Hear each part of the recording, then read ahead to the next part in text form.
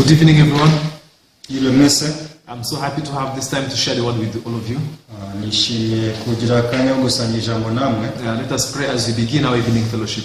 Dusenge dutangira amateraniro y'umugoroba. Our Heavenly Father, we thank you for this moment. Tutamwije tugushimiye umwanya. Lord, we thank you for your protection. Gushimiye ko aturinze. Especially this precious moment you have given us to listen to your word.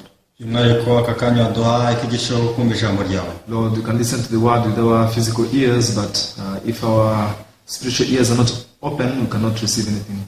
Nuko twakumvisha ijambo rya amatwi yacu ariko amatwi y'imitima yacu adafunguye ntacyo byadufasha. So Lord, I pray that you allow us to receive your word in our heart. Biringiye ko adufasha kwakira ijambo rya imitima yacu. I pray for all viewers who will be listening to this word. Sengera abakurikiye bose rino jambo.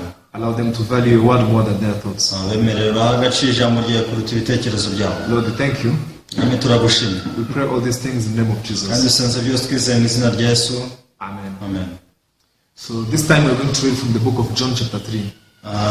Tugiye gusoma mu gitabo cya Yohana ibice bitatu. Starting from verse 1. Turahera ku murongo wa mbere. I'm going to read up to verse 21. Turageza ku murongo wa 21. Let's read John chapter 3 verse 1 up to verse 21. Dusome Yohana igice cya gatatu umurongo wa mbere kugeza kuri 21. There was a man of Pharisees named Nicodemus, a ruler of the Jews. Hari umuntu w'Umufarisayo witwaga Nikodemo, umutware wo mu Bayuda. This man came to Jesus by night and said to him, Rabbi, we know that you are a teacher come from God, for no one can do these signs you do unless God is with him.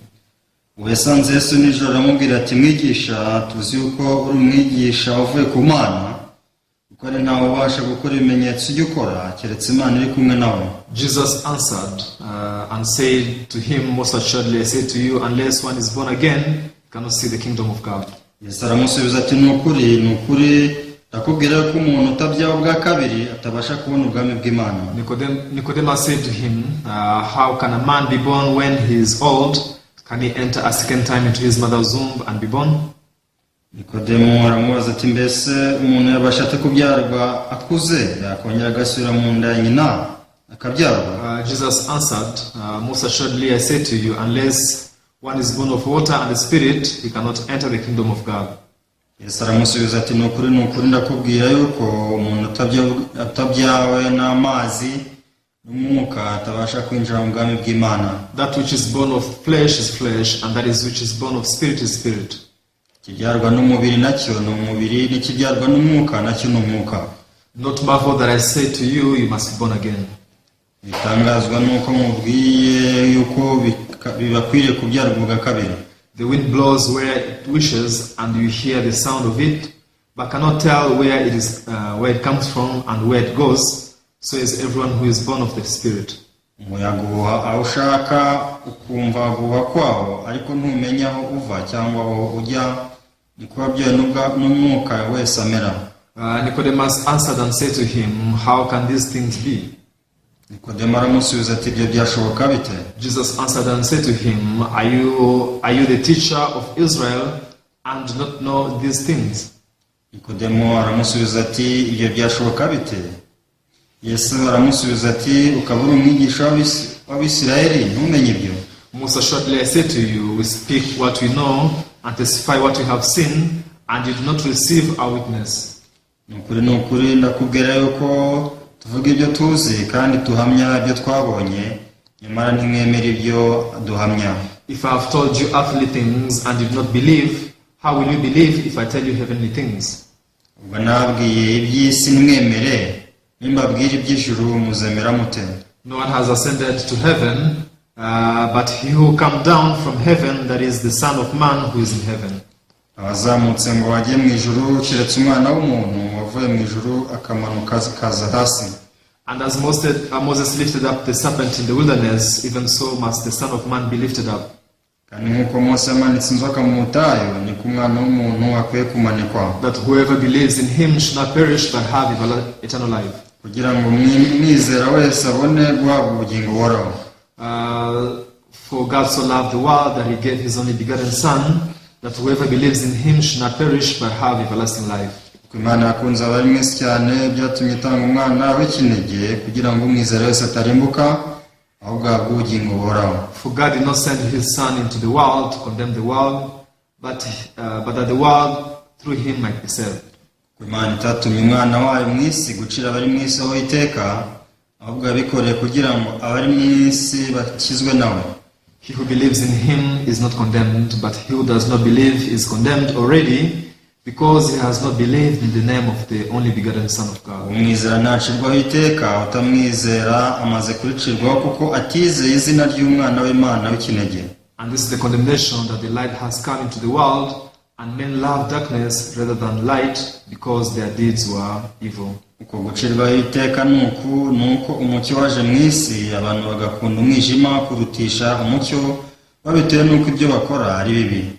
For everyone practicing evil hates the light, and do not come to the light, lest his deeds should be exposed. Ku muntu wese ukora ibibi yanga umucyo kandi ntaza mu mucyo ngo ibyo akora bitamenyekana. But he who does the truth comes to the light, that his deeds may be clearly seen, that they have been done in God.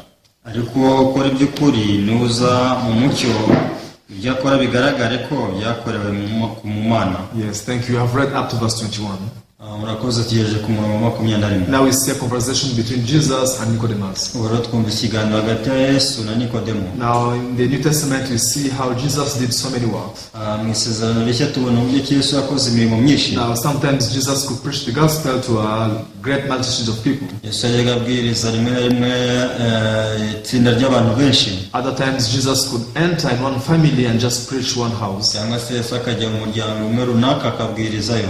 Other times Jesus preached the gospel individually, one-to-one with someone. Cyangwa se ugasanga arabwiriza ijambo ry'Imana ari kumwe n'umuntu umwe. Now in the book of John we see Jesus keep meeting people and preaching them the gospel. Cyo tubona mu gitabo cy'Yohana ko Yesu akomeje guhura n'abantu batandukanye abwiriza ijambo ry'Imana. And whenever Jesus preached, now people were divided into two.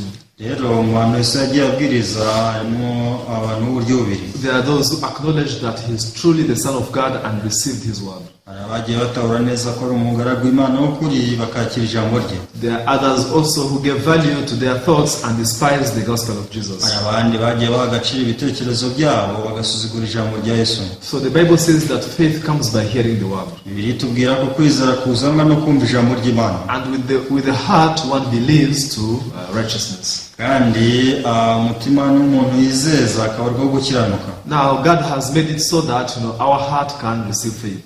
Imana yabikoze gutyo kugira ngo imitima yacu yakire kwizera. And now when we listen to the word, rero mwese ijambo ry'Imana, we have a choice either to believe the word of God or we retain our thoughts. hari amahitamo kwizera ijambo ry'Imana cyangwa twizera ibitekerezo byacu. We cannot receive both in our heart. Ibintu tudashobora kwakira byombi mu mitima yacu. In our knowledge you can receive two different things. Rero mu myumvire yacu dushobora kwakira ibintu bibiri. Yes, or we can receive it more than two in our knowledge. Ndetse dushobora kwakira ibirenze bibiri. However, when it comes to faith, ariko bigeze mu kwizera, you have to choose only one. ugomba guhitamo ikintu kimwe. Let me give you an example. Wawe mu rugero. Now I believe that I'm a man. Iyo nizera ko ndi umugabo. There is no way that I can, believe that I'm a woman. Nta gihe n'ikintu na kimwe nshobora kwizera ko ndi umugore. Now, if I believe that I'm a man, nizera ko ndi umugabo, it means that all the thoughts that tells me that I'm a lady, I'm a woman, these ones I forsake them. bivuze ko ibitekerezo byose bimbwira ko ndi umugore byose ndabikumira. This is what we call faith. Iki ni cyo twita kwizera. There is no way that you can, believe in God and believe in yourself at the same time. Nta buryo rero buhari bwo ushobora kwizera Imana ngo wizere icyarimwe. Now, in order to obtain faith, kugira ngo tugire kwizera, there is one very important step that we have to make. hari intambwe y'ingenzi igomba gukorwa. Which one is it? Ni iyihe? That is to empty our heart. Kuvidura imitima yacu. Now, after you confirm that the word of God is true, rero umaze kumenya ko ijambo ry'Imana ari ukuri, after you believe that God speaks to us through the Bible, through His word, umaze kumenya ngo Imana ivugana natwe binyuze mu kuri kw'ijambo ryayo, then that person cannot help but to throw away everything which is different from the Bible. icyo gihe rero umuntu ntiyabura shyira hasi ibintu byose bitandukanye na Bibiliya. then true faith is able to be born in their hearts. Icyo gihe rero kwizera kuri kubasha kuvuka mu mitima yacu. Otherwise, if our hearts are filled with something else, Igihe kandi imitima yacu irimo ibindi bintu, so I mean our thoughts, our calculations, our imagination and everything as such. ibitekerezo byacu, imibare yacu, ibyo dutekereza byose, ibintu nk'ibi. Now the word of God cannot have space in our heart. Icyo gihe ijambo ry'Imana nta mwanya ryagira mu mitima yacu. Many people, they are ignorant about this. Rero abantu benshi ibintu ntibabizi. Even many church goers, they don't know about this. Abajya mu nsengero benshi ibintu ntibabizi. I'm sorry to say, but even many preachers don't know this. Mbare kubivuga ariko n'abavugabutumwa benshi ibintu ntibabizi. This is why they fall into a very big trap. Niyo mpamvu bagwa mu mutego. That is to receive the word of God and keep believing in their thoughts and their calculations at the same time. Niyo mpamvu usanga bemera ibitekerezo byabo n'ijambo ry'Imana icyarimwe mu mitima yabo. Now, if I have a cup full of milk in my hand, Niyo mfite igikombe mu ntoki zanjye kirimo amata. let's say just someone served me and he gave me a cup full of milk. Niba ari umuntu wenda wunze Imana yakampa igikombe kirimo amata. However, I don't want to drink milk, I want to drink, let's say, soda. Ariko nkaba nshaka kwinywera fanta, Then how can I drink it? se nabigenza nte? Now, if I'm foolish, I will try to mix the soda with milk.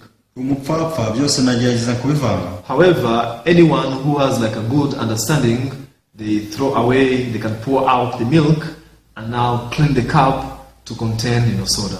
Ariko abantu bafite imyumvire mizima, umuntu nk'uwo uko yavanamo amata yarangiza koza ya gikombe ubundi agashyiramo fanta nk'uko yabishakaga. So from this example, you are able to understand how you need to forsake one in order to receive another.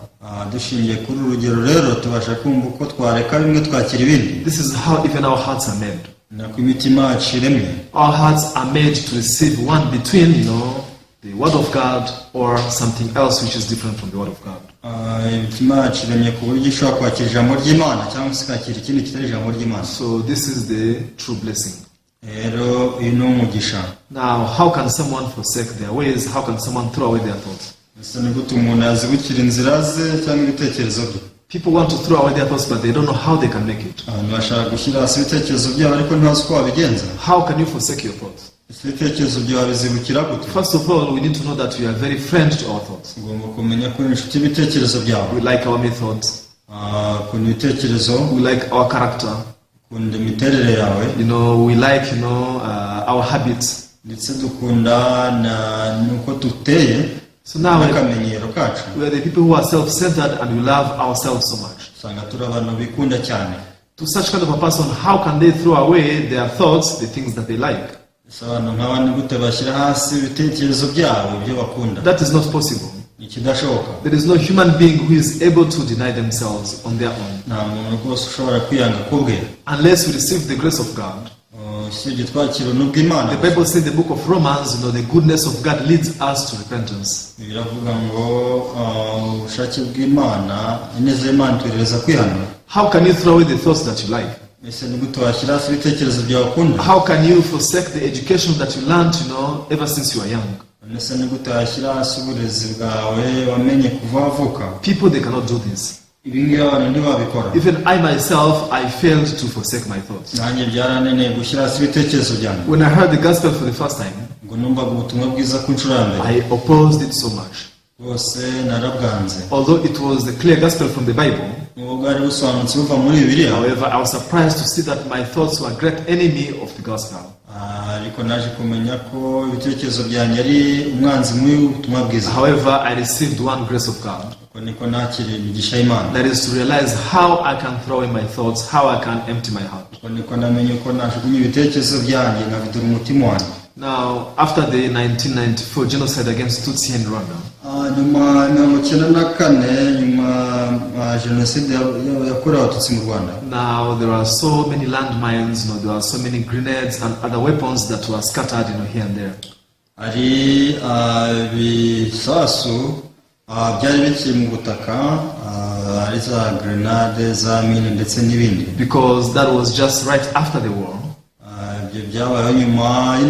Now many people were made casualties by stepping on landmines or by playing with grenades, and they could explode. Usanga hari abantu bahinduka ibimuga kubera baturikanywe n'ibyo bisasu. So I remember when I was very young. Ubwo nari nkiri muto. Now the government used to do a lot of, sensitization to let people know such kind of, landmines and grenades and other weapons that were scattered here and there. Yatangaga kuri uburyo bwose bushoboka kugira ngo imenyeshe abantu ko ubutaka kirimo ibisasu hirya no hino. Now in the newspapers, now in the radios, in all medias, they could give this kind of announcement. Itangazamakuru ndetse no mu maradiyo wasangaga banyuzaho amatangazo. So I remember one of the announcement used to be aired at the national radio station. Ndibuka publicity imwe gicaho kuri radio nkuru y'igihugu. Now there were kids who were playing outside in the field. Havugagwamo abana babaga bari gukina hanze. Then one child now he grabbed one tennis ball. Umwana akagenda urundi akitoragura agatenesi. And now he was playing it with their friends. Agatangira gukina na bagenzi be. He was throwing it, front and back, with his friends. Akagenda agatera inshuti ze zikamusubiza. Now they reached a point where now these children were fighting to own, the tennis ball. Igihe cyarageze rero abana batangira kurwanira akagapira. And everyone was saying, it is mine, it is mine, it is mine. Ati nakanye, iki nakanye. Now at that moment, it was a grenade. It was not a tennis ball. It exploded and killed all of them. Ariko ubundi ntabwo kari agatenesi ahubwo ari grenade batoraguye, niyo mpamvu yabaturikanye bose irabica. Now from that commercial, from that announcement, now the government was sensitizing to all parents. Kuri iyo publicity rero wasangaga ababyeyi bagomba kurinda abana babo. Be aware of grenades or something strange that you don't know. Kavuga bati rwose mumenye mwitondere ikintu cyose muwe nacyo mutazi. Now if you picked a grenade thinking that this is a tennis ball, rero nutoragura grenade bya ngo ni akatenesi, until when can you keep holding it in your hand? Ese uzagafata mu ntoki kwiza ryari? Now before you realize that this is something very dangerous, mbere yo kumenya ko ari ikintu cyica, before you realize that this can take my life, mbere yo kumenya ko cyatwara ubuzima bwawe, you will play with it. Uzakomeza ukine nako. You will keep it in your pocket. Uzabika mu mufuka. Now you will think this is something good, precious for me. Uzakomeza bwete ni ikintu cyiza cy'igiciro. However, at the moment you realize that this is something very dangerous, kugira uzamenyera ati ni ikintu kiteye ubwoba. once you realize this can take my life, uzamenyera ati ni ikintu cyatwara ubuzima bwanjye, nobody will instruct you to throw it away. nta muntu uzakugira inama yo kukijugunya. Automatically you will throw it away. Ako kanya ubwawe uzibwiriza ukijugunya. After realizing that what I have is not good, something very dangerous that can take my life, mbere nyuma yo kumenya ko icyo ufite ari ikintu cyica cyatwara ubuzima bwawe, that is only when you can forsake it. nibwo uzakijugunya. Now when can people throw away their thoughts? Ibyari abantu bashobora gushyira hasi ibitekerezo byabo. When can people forsake their calculations? Ese n'ibyari abantu bashobora gushyira hasi imibare yabo. Before they realize that they are wrong, mbere yuko bamenya ko batari mu kuri, before they realize their thoughts are dangerous, mbere yuko bamenya ko ibitekerezo byabo ari bibi, they cannot forsake it, they cannot throw it away. ntabwo bashobora kubijugunya. However, now as soon as I realize that my thoughts are something very dangerous, mbere yuko menya ko ibitekerezo byanjye biteye ubwoba, you are able to throw it away. ntabwo nshobora kubijugunya. Now this is how I was able to empty my heart and receive this gospel. Rero uko nguko ndiko naje kuvidura umutima wanjye nakira ubutumwa bwiza. Through the book of Genesis chapter 6 verse 5. Binyuze mu gitabo cy'Itangiriro ibice 3:5. The Bible says that the heart of man is only evil continually. Biravuga mu mutima w'umuntu ni mubi gusa kugeza iteka. So I could learn that my thoughts are evil. Naje kumenya ko umutima wanjye ari mubi. My heart is deceitful. Ushukana. And now if I keep believing in my heart, I'll go to hell. Ndavuga namumeje kwizera umutima wanjye nazajya mu rutazima. Now there is what I used to call the truth. Rero ari cyo najyaga nita ukuri. The fact that I was born from a Christian family. Ati navukiye mu muryango wa Gikristo. Now ever since I was young I went to the church. Ati kuva navuka nagiye mu rusengero. So God must be happy with me. Imana igomba kunyishima. Before I go to bed I always pray. Mbere yuko njya mu buriri ndabanza ngasenga. And sometimes if I have money I give offering to the church. Iyo mfite amafaranga ntanga amaturo mu rusengero. All these things now made me to think that I'm in the right path, in the right way to go to heaven. Ibi byose byatumye nibwira ni mu nzira y'ukuri yo kujya mu ijuru. However, that had nothing to do with the word of God. Nta byabihuriye n'ijambo ry'Imana. Where does the Bible say that you can go to heaven by giving offering? ese ni hehe bibirerekana ko wajya mu ijuru ko watanze amaturo? Where does the Bible say that God is pleased with you just because you are born from a Christian family? ese ni hehe birivuga ko wajya mu ijuru kubera kuvukira mu muryango wa gikristo? All the thoughts that I had were different from the word of God. ibitekerezo byose nafite byari bitandukanye n'ijambo ry'Imana. Even though they seem to be good, nubwo byasaga n'ari ukuri, even though they seem to be logical, byasaga n'aho byumvikana, but now they were very wrong because they were different from the Bible. ariko ntibyari byo kuba ko byari bitandukanye na Bibiliya. And something wrong which is different from the Bible is to take me to destruction. kandi ikintu cyose gitandukanye na Bibiliya kinjyana mu kurimbuka. So I realized surely I'm holding, something more dangerous than a grenade in my heart. naje kumenya ko mfite nshigatiye ibintu bibi byandimbuza nko gucigatiye grenade. Now, if I keep holding my thoughts, if I keep holding my way, I'll find myself to hellfire and I'll perish forever.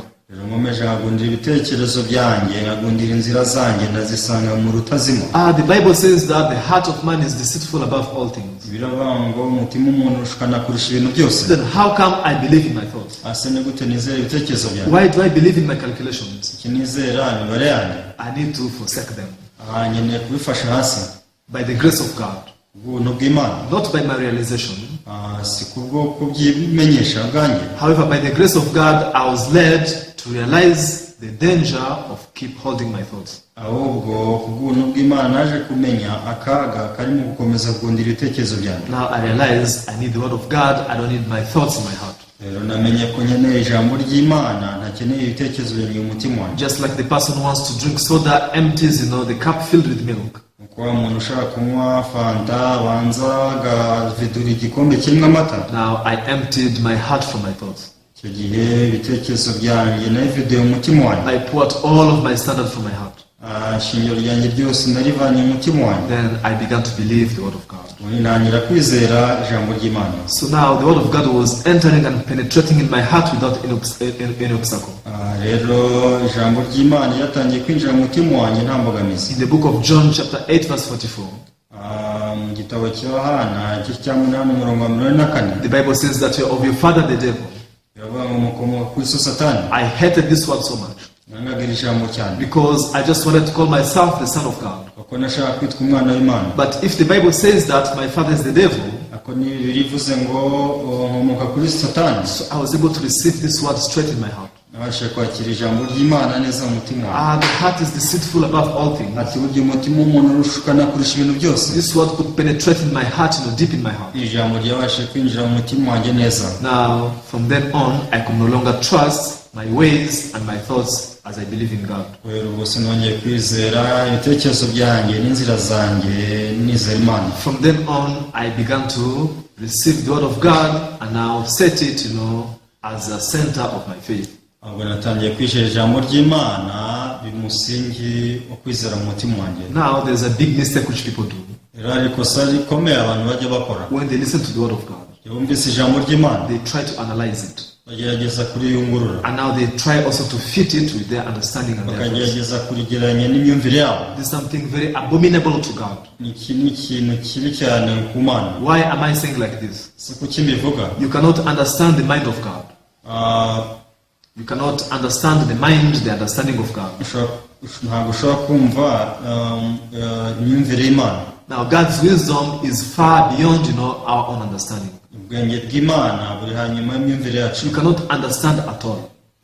ntabwo twabyumva. However, people try to understand ariko abantu bashaka kubyumva, and they try to compromise with it.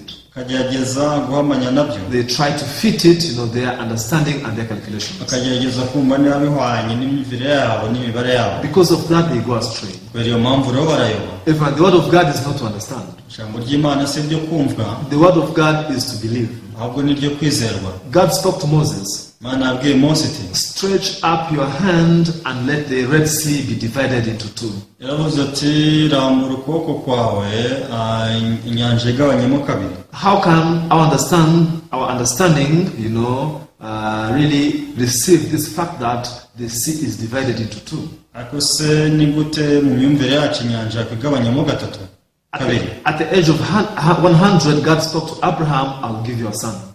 mu gihe cy'imyaka 100 Imana yabwiye Aburahamu ngo nzaguha umwana. How can our understanding receive this fact that 100 years old man can conceive and beget a son? ako se ni gute imyumvire yacu yakuyumvisha ko umusaza w'imyaka 100 yazabona umwana? It's not possible. Ntabwo bishoboka. Now, if you try to understand the word of God, ugerageje kumva ijambo ry'Imana, you can only deny it. nta kindi wakora usibye kuryamagana. You can only say, no, here I don't understand it. ushobora kuvuga ati simbyumva rwose. However, God wants us to believe. Imana ashaka ko nizera. God is not a human being. Imana si umuntu. God is the Almighty, Creator. Imana ni ishobora byose kandi ni umuremyi. He is more than able to do everything, whatever thing He wants. ibasha gukora bishoboka icyo ari cyo cyose mu byo ishaka gukora. However, our thoughts, our heart, our understanding become a big enemy, the biggest obstacle to receive the word of God as it is. Ibitekerezo byacu n'imyumvire yacu imbogamizi mu kutakira ijambo ry'Imana nk'uko riri. Now, this is how we should prepare our heart to listen to the gospel. Kurone ko dukwiye gutegura imitima yacu mu kwakira ubutumwa bwiza. There are people who miss this. Hari abantu batabizi. Because of missing that, bitewe no kutabimenya. even if they hear that Jesus, paid for their sin 1,000 times, nubwo bakumva ko Yesu yapfiriye ibyaha byabo inshuro 100, they cannot believe in that. ntabwo babyizera. Now they will keep, believing in their thoughts, believing in their calculations. bakomeza kwizera ibitekerezo byabo n'imibare yabo. So now, when I was reading here the book of John chapter 3, rero nasomaga hano muri Yohana ibice 3, there's something very special. ikintu kidasanzwe. We see a man called Nicodemus. umugabo witwa Nikodemo. Who is Nicodemus? Nikodemo ari iki? Now we can look here in the book of John chapter 3, reka dusubire hano muri Yohana ibice 3, verse 1. umurongo wa mbere. There was a man of the Pharisees named Nicodemus, a ruler of the Jews. hari umuntu wo mu bafarisayo witwaga Nikodemo, umutware wo mu bayuda. I don't know whether you know a Pharisee. sinzi niba muzi abafarisayo. Now, a Pharisee was a devoted person, in religious things in the time of Jesus. umufarisayo ari umuntu wiyegura iby'idini mu gihe cya mbere ya Yesu. Now, this one is not a regular like church believer. ntabwo bari abayoboke bisanzwe. He was not just a normal church member. ntabwo ari umuyoboke usanzwe. However, he was a man of position in his religion. ahubwo ari umuntu w'umwanya wo hejuru mu idini. He had a lot of experience in faith and teaching the Bible. yari afite byinshi azi mu myizerere no kwigisha Bibiliya. And not only that, si byo gusa, the Bible says that he was also a ruler of the Jews. biravuga ngo ari umutware wo mu bayuda. Now, he is a man of a very high personality. gusa ari umuntu wo mu rwego rwo hejuru. Now, this is the person who went to Jesus. uyu muntu wagiye kuri Yesu. And then he asked Jesus how he is able to receive the kingdom of God. ajya kuri Yesu amubaza uko ashobora kubona ubwami bw'Imana. Then Jesus spoke to him something very weird. Yesu yamubwiye ibintu bidasanzwe. Verse 3. umurongo wa 3. Most assuredly I say to you, unless one is born again, he cannot see the kingdom of God. ukuri ni ukuri ndakubwira yuko umuntu utabyawe ubwa kabiri atabasha kubona ubwami bw'Imana. Now, being born again, this word entered the ears of Nicodemus for the very first time. rero ijambo kuvuka ubwa kabiri ryari ryinjiye mu matwi ya Nikodemo ku nshuro ya mbere. Ever since he began to learn the Bible, kuva yatangira kwiga Bibiliya, with all his authority that he had among the Jews, umutware rwose yari afite mu bayuda, he never had anything like being born again. ntabwo yarigeze yumva ikintu cyo kuvuka ubwa kabiri. Isn't this strange? se ntibirasanzwe. Now he heard from Jesus that for someone to go to heaven, he should be born again. yumvise kuri Yesu bwa mbere ati kugira ngo umuntu ajye mu ijuru agomba kuvuka ubwa kabiri. Then a lot of fear was filled in his heart. rero ubwoba bwinshi bwinjiye mu mutima we. If someone should be born again in order to go to heaven, ese niba umuntu agomba kuvuka ubwa kabiri ngo ajye mu ijuru, then I'm not born again. sinavutse ubwa kabiri. Even I don't know what is born again. sinzi nuko wavuka ubwa kabiri. It's my very first time to hear about being born again. ni ubwa mbere numva ibyo kuvuka ubwa kabiri. That means I may not go to heaven. bivuze ngo sinshobora kujya mu ijuru. Now this became an issue in the heart of Nicodemus. ibyabaye ikibazo mu mutima wa Nikodemo. However, now Jesus was explaining one by one. Yesu yatangiye kumusobanurira kimwe ku kindi. Because Nicodemus now he was very curious and was asking many questions. Nikodemo yari afite amatsiko, atangira kubaza ibibazo byinshi. How can a man be born when he is old? mbese umuntu yabasha ate kubyarwa akuze? Can he enter a second time into his mother's womb and be born? yakongera agasubira mu nda ya nyina akabyarwa? Now he was asking, such foolish questions. arimo abaza ibibazo by'abaswa. What does it mean? bivuze iki? He didn't know what is being born again. ntabwo yari azi kuvuka ubwa kabiri icyo ari cyo. And also it means kandi bivuze ko he was not born again. ntabwo yari yavutse ubwa kabiri. However, how was his life? none se ubuzima bwe bwari bumeze bute? He was a Pharisee. yari umufarisayo. A Pharisee, he's a religious leader. Yari umuyobozi mu idini. He's someone who teaches others the way to go to heaven. Yari umuntu wigishaga abantu ko bajya mu ijuru. In other words, what he thought was wrong.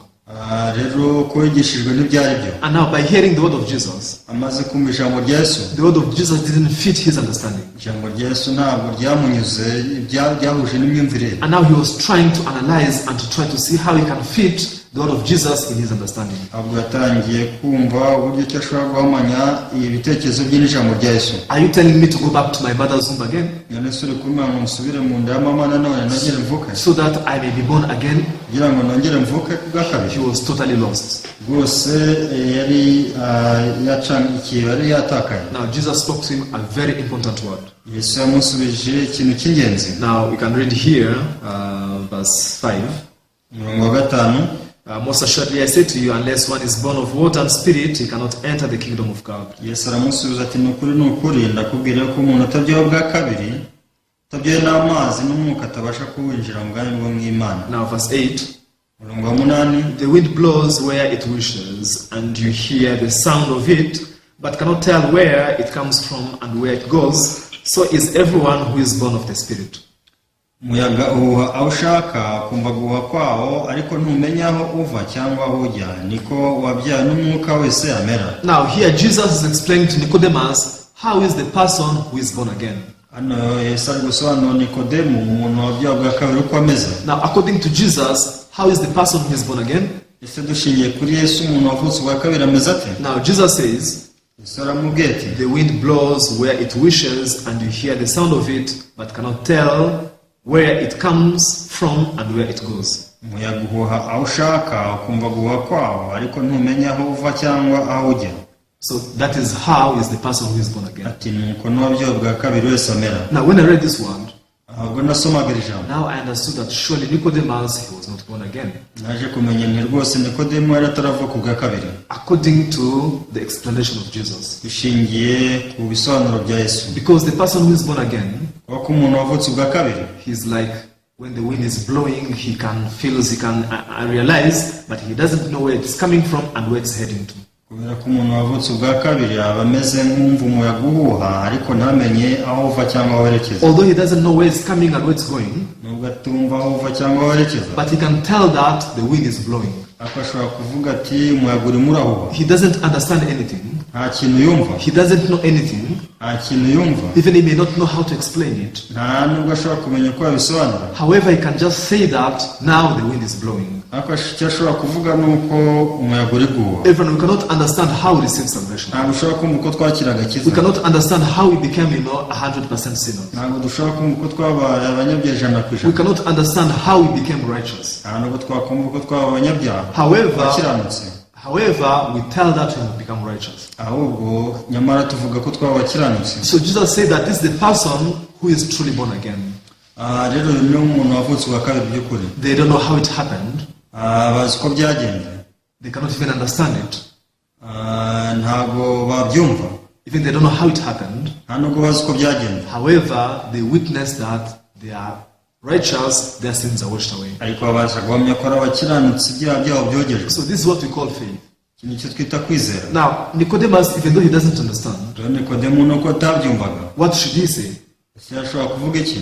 Lord, I don't understand. How can someone be born again? ati mana simbyumva, se nigute umuntu avuka ubwa kabiri? But please teach me how I can be born again. rwose nyigisha uko navuka ubwa kabiri. I really want to be born again also. rwose nanjye ndashaka kuvuka ubwa kabiri. If that's the requirement for someone to go to heaven, niba hari icyo bisaba ngo umuntu ajye mu ijuru, Jesus, although I don't understand, I have never seen it, but please teach me. yesu rwose nubwo nabyumva ntanayibonye mbinyigishe. Now, this is how Nicodemus could throw away his thoughts and understanding and receive the word of Jesus as it is. niko Nikodemu ashyize hasi ibitekerezo bye n'inzira ze, yakira ijambo ry'Imana uko riri. But now, how is his attitude? none se imyitwarire ni iyihe?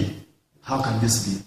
ese ngo ibyo byabaho bite? Do you mean someone should enter in his mother's womb again? ese urashaka kuvuga ko umuntu asubira mu nda ya nyina nanone? I have never had such a thing. ibintu nk'ibyo sinigeze He mbyumva. was only opposing the word of Jesus. yari arimo ahakana ijambo rya Yesu just because he cannot understand it. kubera ko atabasha kuryumva. However, Jesus was not speaking the mind of human. Ariko Yesu ntiyari kuvuga imyumvire y'umuntu, Jesus was speaking the mind of God, that is the wisdom of God. yari kuvuga imyumvire y'Imana n'ubwenge bw'Imana. Although you cannot understand it, Nubwo atabyumvaga, it was made for you to believe it. bose biriho kugira ngo ubyizere. Just believe it. Byizere gusa. Now, Jesus spoke to the brothers of, the sisters of Lazarus. Yesu yavuganye na bashiki ba Lazaro. The disease, this sickness is not unto death, but for the glory of the Son of Man. Ati rwose indwara si yo kumwica, ahubwo ni iyo guhesha Imana ikuzo. However, now they could not believe the words of Jesus. Ariko ijambo rya Yesu niyo bashaka kuryumva. How can the disease be the glory of God? Ese ni gute indwara ihinduka ikuzo ry'Imana? Our brother is suffering. Umusaza wacu ari kubabara. Now, finally, our brother is dead. Hano amaherezo arapfuye. How can it be the reason for God to be glorified? Ese ni gute ryari impamvu y'uko Imana igomba guhabwa ikuzo? Then, do you know what Jesus spoke to them? Ese icyo Yesu ababwiye?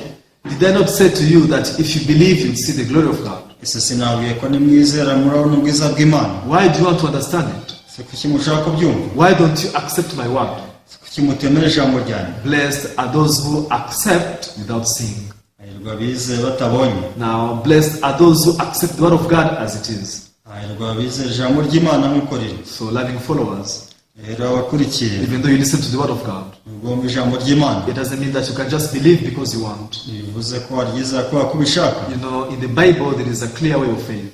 Ahubwo muri Bibiliya hari inzira yo kwizera isobanutse. Unless we forsake our thoughts, Tudataye ibitekerezo we byawe, cannot believe the word of God. ntabwo ubasha kwizera ijambo ry'Imana. Also, unless we realize our thoughts are wrong, Kandi utamenye ko ibitekerezo byawe bipfuye, we cannot forsake them. ntabwo wabireka. Now, this is what Jesus said. Iki ni cyo Yesu yavuze. When the wind blows, Iyo umuyaga uhushye, you can't tell where it's coming from and where it's going.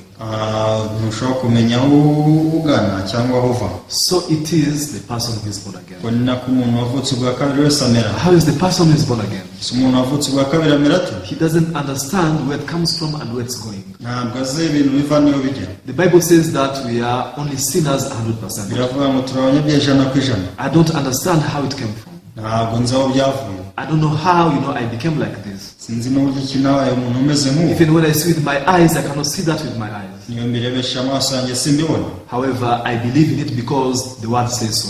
Ariko mbyizera kubera ko ariko ijambo rivuga. Because that's how God said. Kubera ko niko Imana ivuga.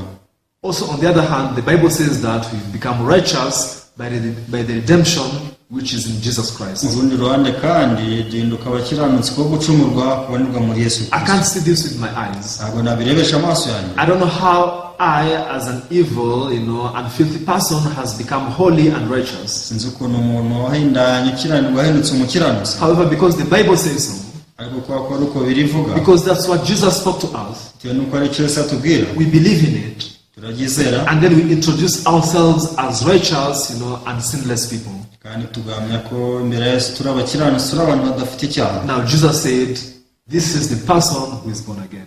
Biravuga ngo niyo muntu wavutse ubwa kabiri. So if we receive the grace of God, Rero twakira ubuntu bw'Imana, we are able to receive his heart as it is. tubasha kwakira umutima wayo nk'ukuri. Now we can keep reading. Komeze dusome And now John chapter 3, Yohana ibice bitatu verse 17 and 18. umurongo wa 17 n'uwa 18. For God did not send his Son into the world to condemn the world, but that the world through him might be saved. Kuko Imana itatumye umwana wayo mu isi gucira abari mu isi w'iteka, ahubwo yabikoreye kugira ngo abari mu isi bakizwe nawe. He who believes in him is not condemned, but he who does not believe is condemned already, because he has not believed in the name of the only begotten Son of God. Umwizera ntacirwaho iteka, utamwizera amaze kuricirwaho, kuko atizeye izina ry'umwana w'Imana w'ikinege. Now, when Jesus came into this world, Yesu ubwo yazaga muri isi, he came only for one purpose. yaje afite intego imwe gusa. That is to pay his life, as a wage of our sin. Kwari ugutanga ubugingo bwe kuko ibyaha byacu. And we know very well that at Mount Calvary 2000 years ago, Jesus paid his life and shed his blood. Kandi tuzi ko mu myaka irenga 2000 ku musozi w'i Karuvali, Yesu yatanze umubiri we kubw'ibyaha byacu. So those who believe in the word of God, Yabizeye ijambo ry'Imana, they believe that the death of Jesus now saved me from my sin. baravuga bati Yesu yankije ibyaha byanjye. His blood that he shed at the cross amaraso yamennye ku musaraba covered all of my sins. atwikira ibyaha byanjye byose. Although I was not there, Ubwo ntari mpari, even though I didn't see that with my eyes, ubwo ntabirebesha amaso yanjye, but because this is what God says, ako kwa ijambo Imana ivuga, then we just accept it as it is. byakira nk'uko riri. I don't understand it. Simbyumva. How can Jesus, who never met me, wash away my sin? Ese ni gute Yesu utarigeze ahura nanjye yogeje ibyaha byanjye? How can Jesus wash my sin yet, I was not born, I had not yet committed sin? Ese ni gute njyewe turavuka nari narakoze ibyaha kandi? All these thoughts, causes confusion in our heart. Ibi byose biteza urujijo mu mitima yacu. God, who knew that, Imana yari ibizi. He didn't make it so that, salvation can be obtained by the understanding. Yarabikoze kugira ngo kwizera guheshwe no kumva. God made it so that salvation cannot be obtained by understanding. Yarabikoze kugira ngo agakiza kadaheshwa nuko twabyumvise. If salvation was from the understanding, agakiza kabonerwaga mu kuba twumva ibintu, no one could have received salvation. nta muntu wakwakira agakiza. God made it so that salvation can be only by faith to believe in His word. Ahubwo Imana yabikoze gutyo kugira ngo abantu babone agakiza ko kwizera ijambo ry'Imana. Then if Jesus washed away all of our sin, Niba Yesu yarogeje ibyaha byacu byose, then who will go to hell? ninde uzajya mu muriro? Who will perish? Ninde uzarimbuka? It is the person who rejected that salvation of Jesus. Ni umuntu wanze kwakira akagakiza ka Yesu. It is the person who rejected the testimony of the word of God. Umuntu wanze kwakira ubuhamya bw'ijambo ry'Imana. This is why here the Bible says in verse 16. Impamvu hano umurongo wa 16, Now for God so loved the world that He gave His only begotten Son, that whoever believes in Him should not perish but have everlasting life. Imana yakunze abari mu isi cyane byatumye itanga umwana we w'ikinege kugira ngo umwizera wese atarimbuka ahubwo ahabwe ubugingo buhoraho. 18 from the middle. Veremo hagati. But he who does not believe is condemned already. Ariko utamwizera amaze kuricirwaho. Who is condemned? Uciriwe iteka. Not the one who has committed sin. Ntabwo ari uwakoze icyaha. Not the one who has broken the law. Ntabwo ari uwishe amategeko. Not the one who doesn't go to church. Ntabwo ari utajya mu rusengero. The Bible says that the one who does not believe. Ahubwo iravuga ngo nutamwizera. Because Jesus paid everything. Kuko Yesu yishyuriye byose. Then if you don't believe, the Bible says that you're condemned. Niba utabyizera biravuga ngo ni ucirwaho iteka. And lastly, it says that because he has not believed in the name of the only begotten Son of God. Kuko atizeye izina ry'umwana w'Imana w'ikinege. Also verse 21, 21, we can see why people are perishing. ushobora kubona neza uko impamvu abantu barimbuka. Verse 19. Umurongo wa 19. And this is the condemnation, that the light has come into the world, and men loved darkness rather than the light. Uku gucirwaho iteka ni uko umucyo waje mu isi abantu bagakunda umwijima kurutisha umucyo. What is the light? Ese umucyo ni iki? The light is the word of God. Umucyo ni ijambo ry'Imana. What is darkness? Umwijima? Darkness is our thoughts. Ibitekerezo byacu. Now the Bible says that people love the darkness more than the light. Biravuga ngo abantu bakunze umucyo kurutisha umwijima. No. They love bakunze darkness. umwijima kurutisha umucyo. Yeah. Now those who love darkness more than the light, Abantu bakunze umwijima kuruta umucyo. they are the people who give value to their calculations, their understanding more than the word of God. Abantu bagaciye imibare yabo, imyumvire yabo kurusha ijambo ry'Imana. They are the people who say in this way, Abantu bavuga batya bati, I can't say that I'm righteous nanjye sinamya ko ndi umukiranutsi because I see myself committing sin. kubera ko njye mpora mbona nkora ibyaha. Although the Bible says that Jesus washed my sin, Nubwo birivuga ngo Yesu yogeje ibyaha byanjye, but I'm always a sinner. ariko mpora ndi umunyabyaha. Because I break the law, I commit sin. Kubera ko nica amategeko nkora ibyaha. Now this is the person who loves their understanding, their logic more than the word of God.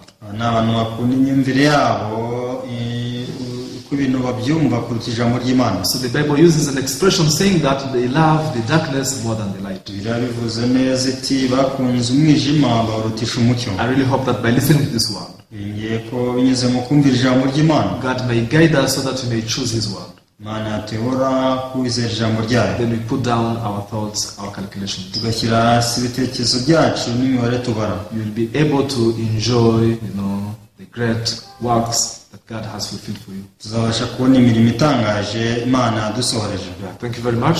Murakoze. Tonight you can share up to here. Kadusoreza kuri uyu mugoroba. Let's pray. Dusenge. Father, we thank you in the name of Jesus. data turwagushimira mu izina rya yesu We thank you for this chance you have given us to share your word. gushimira amahirwe waduha yo gusangira ijambo ryawe. Nicodemus, he was a smart man. nikodemu yari umunyabwenge He was a great man of value. rwose yari umuntu wo mu rwego rwo hejuru. However, because of his understanding, Lord, you can see that he was opposing the word of Jesus. ariko bitewe n'imyumvire yabanaga nayo yahakanaga ijambo rya yesu. But the Bible says that faith comes by hearing. nyamara birava mu kwizera guheshwa no kumva, And someone can be righteous only by faith to believe in your works. kandi umuntu ashobora kuba umukiranutsi byonyine bwo kwizera ijambo ryawe. Lord, please allow us to forsake our thoughts, our calculations. twemere dushyire hasi ibitekerezo byacu n'imibare yacu, Even if you may not understand your word, nubwo tutakumva ijambo ryawe. allow us to believe in it as it is. twemere turyizere uko riri. These are the people you are pleased. aba nibo bantu wishimira. So, Lord, I pray that you keep blessing this evening fellowship. rero komeza umugisha amateraniro y'umugoroba. We thank you.